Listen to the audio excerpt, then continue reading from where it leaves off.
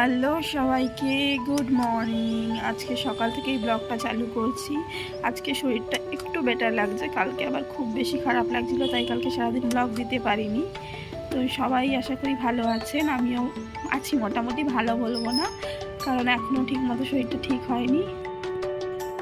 তো উঠেই সকালবেলা ঘরে টুকটাক কাজ সেরে চা নিয়ে বসলাম, কারণ চা খেলে না ভালো লাগছে। এমনিতে আমি চা দুবার খাই, কিন্তু এই চাটা খেলে মানে সর্দি হয়েছে তো, খুব ঠান্ডা লেগেছে, খুব মানে আরাম পাওয়া যাচ্ছে যখন গরম চাটা খাচ্ছি। আমি চা ছাড়া তো আর কোনো জিনিস গরম খেতে পারি না তেমন। তো আজকে ওই জন্য সকাল থেকে শুরু করলাম, এই চা খাবো, খেয়ে এবার স্নানে যাবো। আজকে যেহেতু বৃহস্পতিবার, পুজোটা আমি করবো পুরোপুরি, তো ওই জন্য তাড়াতাড়ি স্নান করে আগে পুজোটা দিয়ে দেবো, তারপর দেখি কিছু রান্না করার আছে কিনা, করতে হবে কি খাওয়া হয়ে গেছে তারপর ডিপেন্ড করে ব্লগ বানাবো। তো চলুন আমি খেয়ে নিই। শরীরটা কদিন ধরে এত ম্যাচ করছিল না, একদিন ঠিক হয়ে যাচ্ছে মোটামুটি, মানে চলার মতো, আবার তারপরের দিন খুব কষ্ট হচ্ছে। পরশু দিন একটু বেটার ছিল, কালকে দেখছি আবার সেই মাথা ব্যথা ভারী হচ্ছে, নাক ফাঁক বন্ধ হয়ে যাচ্ছে, কী যে হচ্ছে আমার কে জানে। এই এক সপ্তাহ হয়ে গেল। আগের বৃহস্পতিবার মামা স্কুলে স্পোর্টস ছিল, সকালে স্নান করেছি, বৃহস্পতিবার রাত থেকে শরীর খারাপ ছিল, এই আজকে বৃহস্পতিবার হয়ে গেল। আমার যখন ভয় ছাড়ে আর না, দুদিন পর কিছু না কিছু লেগেই থাকে। তো এই জাস্ট স্নান করে উঠলাম, তাড়াতাড়ি করবো যতই বলি না কেন, সেই দেরি হয়ে যায়, 12টা বাজে। দু একটা জিনিস কাচার ছিল, এগুলো ঘরের টুকটাক কাজ ছিল, সেগুলো সেরে এই পুজো করতে যাবো। এবার 12টা বাজে, পুজো করতে করতে সেই 1:45 বেজে যাবে, 12:30 পৌনে একটু। বৃহস্পতিবারের পুজোতে একটু টাইম লাগে, আর বৃহস্পতিবারের পুজোটা মা করে যায় না মানে মাকে আমি এমনি দিনও মানাই করি, মা তাও সকালবেলা ঘরটা পুছে সকালবেলা করে স্নান সেরে পুজোটা করেই যায়। বৃহস্পতিবারটা করতে মানা করিনি এই কারণেই, কারণ বৃহস্পতিবারটা না মা অত তাড়াতাড়ি করে গুছিয়ে করতে পারে না, তাড়াতাড়ি ট্রেন ধরে কোনো ক্রমে পুজো দিয়ে যায়, আর বৃহস্পতিবার তো অনেক টাইম লাগে। তো মাকে আমি বলি যে আমি দিয়ে দেবো, তুমি ছেড়ে দাও, তোমাকে দিতে হবে না, তাই এই পুজোটা আমিই করি। কি চুল উঠছে বাবা রে বাবা, আগে আমার কত মোটা ঘন চুল ছিল, আর এখন চুল উঠে উঠে টাকে চুলই নেই, কি যে করবো বুঝতে পারি না, সবারই একই সমস্যা। তো চলুন পুজো করে নিই। সিংহাসন, সব ঠাকুরের বাসনগুলো আমি কালকেই মেজে রেখে দিয়েছি, মানে দুপুরবেলায় মেজে রেখে দিই স্নান টান করে। ওই ঘরটা মা সকালবেলা তুলে মেজে দিয়ে গেছে, আমি প্রদীপ, শিব ঠাকুরের বাটি এইসব কিছু মাজবো। তো চলুন করে নিই। যে সব ভগবানদের স্নান করিয়ে দিয়েছি, স্নান করিয়ে সিংহাসনে আবার যে স্থানে যে যে ছিল তাকে বসিয়ে দিয়েছি। এবার শুধু আমার মহাদেবকে স্নান করানো বাকি, আর মা তারার পায়ে জল দিয়ে ধোয়ানো বাকি রয়েছে, এগুলো করে নেবো, তারপরে এক এক করে পুজো সেরে নেবো।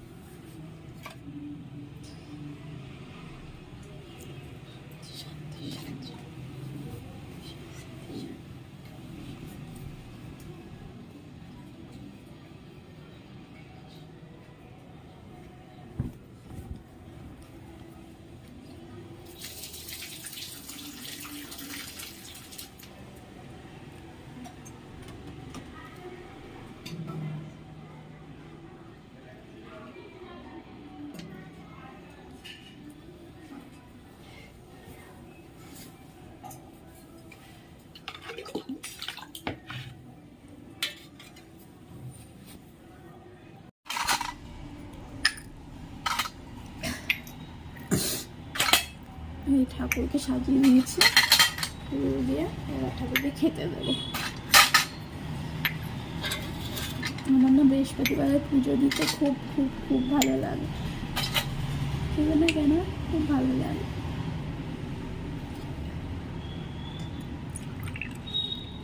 তো চলুন ঠাকুরকে খেতে দিয়ে দিই, পুজো দিয়ে তারপরে দেখা হচ্ছে।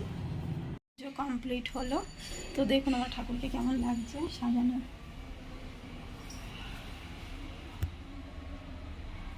খেতে দিয়েছি ঠাকুরদের। তো পুজো কমপ্লিট হয়ে গেছে, ঠাকুরেরা খাক, একটু পরে থালা তুলবো। তো আজকে না আমার ভীষণ সিমুই খেতে ইচ্ছা হচ্ছে, জানি না সর্দির মুখে ভালো লাগবে কিনা, কিন্তু খুব ইচ্ছা হচ্ছে। তো যাই একবার নিচে দোকানে, রান্না করতে হবে কিনা জানি না, ভাত রয়েছে, দেখি যদি তরকারি করার ইচ্ছা করবো, না তালু সেদ্ধ দিয়ে খেয়ে নেবো। আর দেখি সিমুইটা নিয়ে আসি কিনে, দুধটা সিমুই বানাবো।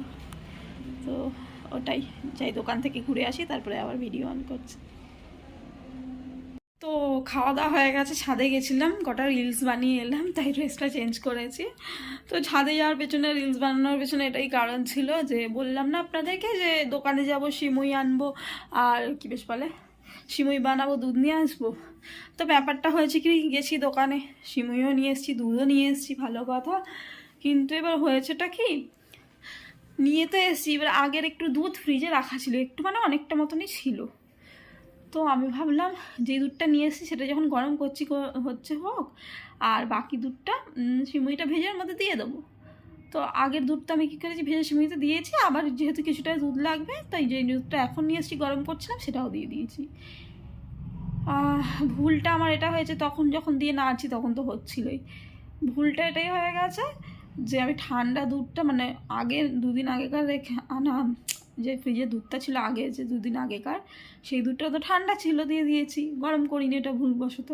আর এবার যেই দুধটা আজকে নিয়েছি সেটা গরম হচ্ছিলো, সেই গরম দুধটা দিয়ে দিয়েছি, আর দুধটা না কেটে গেছে।